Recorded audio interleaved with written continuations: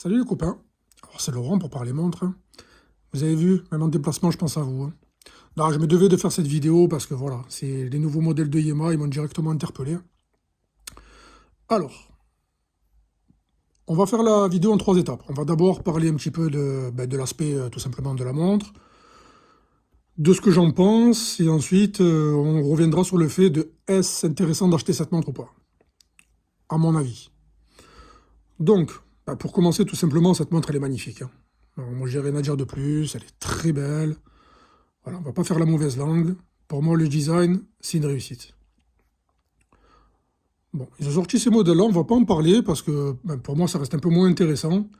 Et puis, je veux dire, à ces tarifs, là, on est bientôt chez du Yémar Piguet, j'ai envie de vous dire, hein. Non, mais on va se concentrer sur la Superman, la Gilt, voilà, qui est leur nouveau modèle. Et vous voyez, je fais une petite aparté dans la vidéo. La dernière vidéo que je vous ai fait sur Yéma, je vous avais dit que ces modèles-là seraient en solde. Et vous voyez, depuis hier, ils sont déjà soldés. Donc rien ne sert de se précipiter chez Yema. Ah, ça c'est joli, mais bon, 2300 €, faudra que je me penche dessus, sincèrement, voilà, j'ai pas eu le temps de me pencher dessus. Là, je vous fais la vidéo rapidement sur la Gilt. Alors la Gilt, ben, déjà, personnellement, moi, coup de cœur. Moi qui souhaite acheter une Longines Zulu fond vert et avec ce petit côté doré, ben, directement, je me retrouve dans le code couleur, on va dire. Donc moi, ça me parle. Ensuite, c'est une Yema. Je veux dire, voilà, moi qui ai une quarantaine d'années, qui ai connu les Yema à un certain prix, voilà, tout d'un coup, payer une Yema à 1700 €, ben, ça pique un peu. Mais on va voir plus tard si c'est justifié ou non. Ben, écoutez, ça a l'air très bien fini. En tout cas, c'est très beau, hein. C'est vraiment la Yema haut de gamme qu'on aime. Ce bracelet, je le trouve mais sublime. Ah, je l'adore. Mais on va en reparler de ce bracelet. Le Luminova est top. Mouvement manufacture, sincèrement, très beau, hein. Alors, je suis pas spécialement fan voilà, des fonds de boîte ouverts comme ça, mais voilà, quand on a un mouvement aussi bien décoré et aussi agréable à regarder, j'ai envie de dire, ben écoutez, pourquoi pas. Alors, elle est très belle, cette montre. Moi, j'aime beaucoup Yema, hein, alors je serai peut-être un peu moins objectif, même si vous allez voir que tout n'est pas blanc-bleu chez Yema. Ce bracelet, superbe.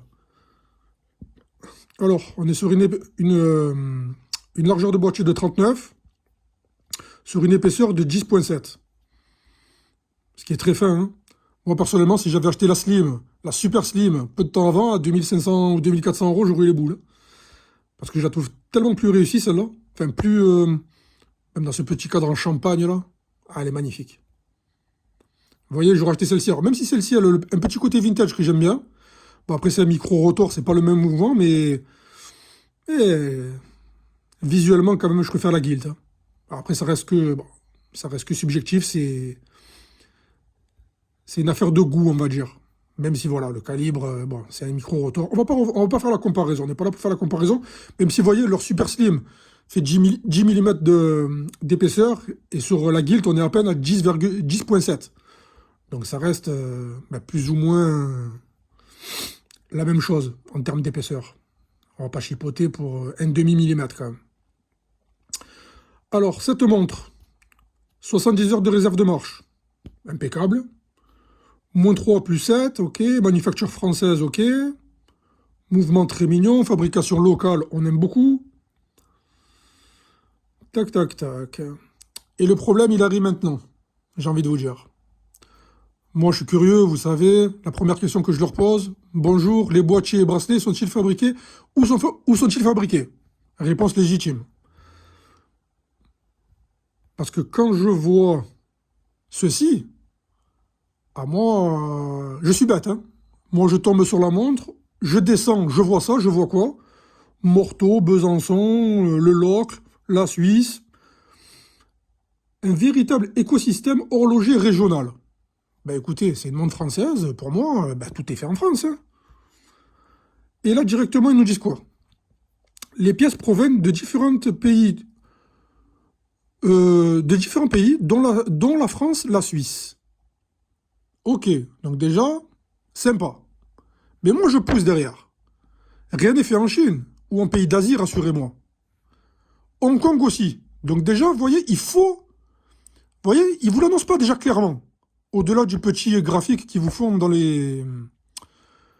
la page. Et ensuite, je lui envoie quelle partie, le boîtier, les pièces mécaniques, puis-je en savoir plus. Et là, c'est là où est le problème. Elle m'envoie directement, je ne l'ai pas screené, parce que j'avais mon adresse mail. Elle m'envoie directement, je ne sais pas, je vous en dirai plus, je reviens vers vous avec les personnes de l'atelier. J'ai reçu le mail, et effectivement, le bracelet, des parties mécaniques sont faites en Chine. Donc je pense que dans ce petit graphique de 72 kilomètres, il devrait quand même faire une petite flèche avec un petit millier de kilomètres et marqué Hong Kong. Voilà, moi j'aime la transparence quand j'achète une montre à pratiquement 2000 €. Alors après, certes, j'ai envie de vous dire, moi on me la fait pas parce que je sais très bien que niveau budget, etc., ben, la plupart des manufactures font fabriquer en Suisse. Y a rien, en Chine, il n'y a rien d'étonnant là-dedans. Hein. Je suis pas tombé des nues. Hein. Mais je veux dire, pour la personne qui se penche pas plus, eh ben, elle a l'impression que cette montre, elle est faite en Suisse et en France. Tout simplement. Et moi, je trouve qu'il y a un petit côté malhonnête. Alors, excusez-moi, la vidéo a dû couper, problème de batterie. Donc, j'en venais à dire, le problème qu'il y a sur la montre également. Alors, au-delà du fait que pour moi, on atteint quasiment un 10 sur cette montre, parce que je la trouvais élégante, le cadran est top, Yema, enfin, la forme de la Superman et Yema, moi j'aime beaucoup. Mais le problème, il est là. Il est sur ce bracelet. Alors certes, il est magnifique, moi je l'adore, mais le problème qu'il y a, c'est que vous voyez, il est tellement, on va dire, rigide à sa base, au niveau des pompes, qu'il ne colle jamais vraiment au poignet. Même sur leurs photos, vous voyez, de présentation, c'est une montre qui ne vous collera pas au poignet, et moi c'est quelque chose avec lequel j'ai énormément de mal. Voilà. Alors certes, sur un poignet qui sera peut-être dans les 19 cm, 20 et autres, ça sera super. Mais moi qui ai un poignet de 17, ben je sais déjà que cette montre, elle n'est pas faite pour moi. Voilà.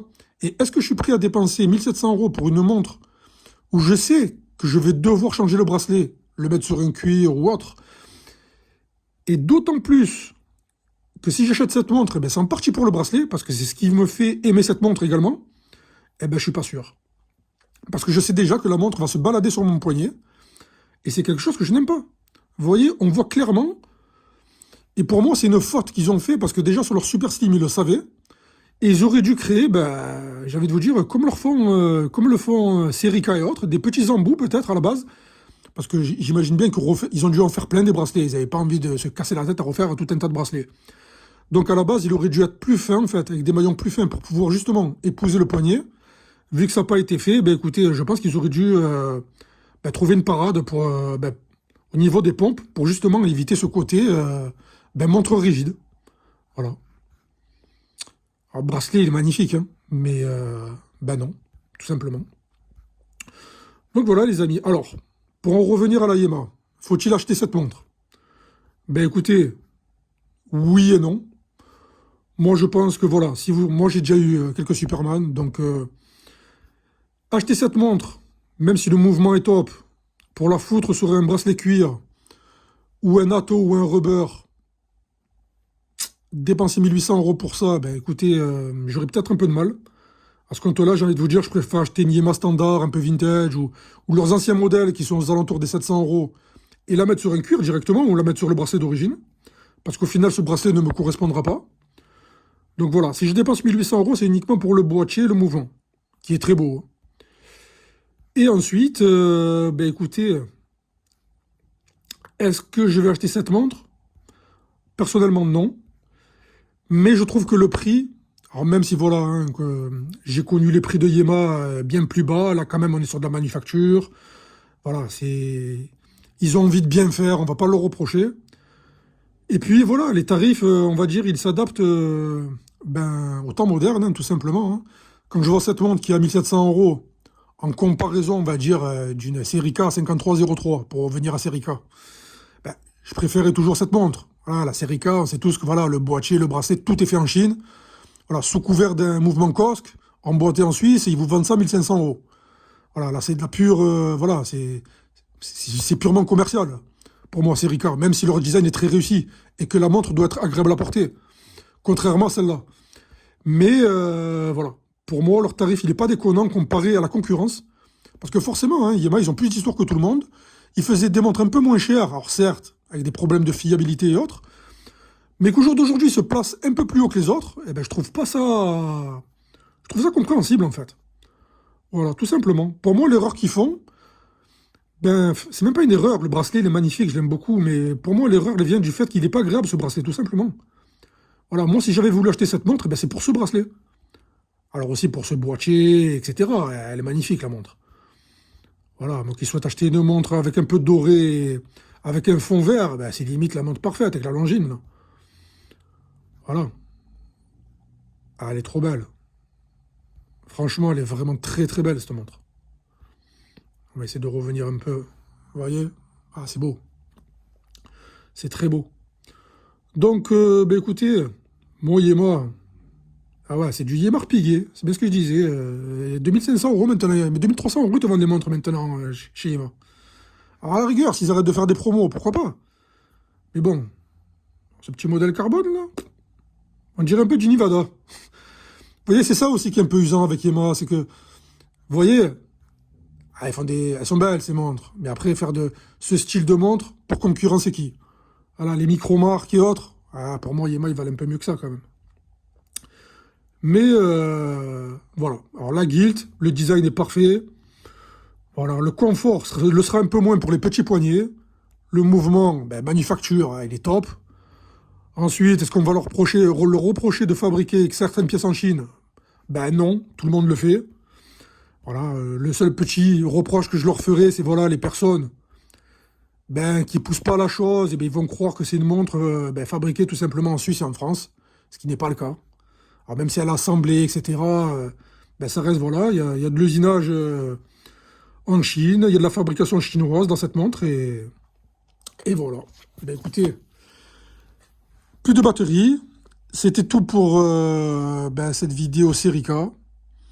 C'est mon avis, c'est une belle montre, c'est une bonne montre, qui ne correspondra pas forcément à tout le monde, mais en termes de prix, de stratégie commerciale, ben, je pense que même s'ils nous ont habitués à bien moins cher, je pense qu'à ce jour, vu l'effort qu'ils font et autres, ben, je pense que c'est une montre ben, voilà, sur laquelle on peut se pencher et qui vaut sûrement le coup, ben, qui vaut certainement le coup pour certains d'acheter.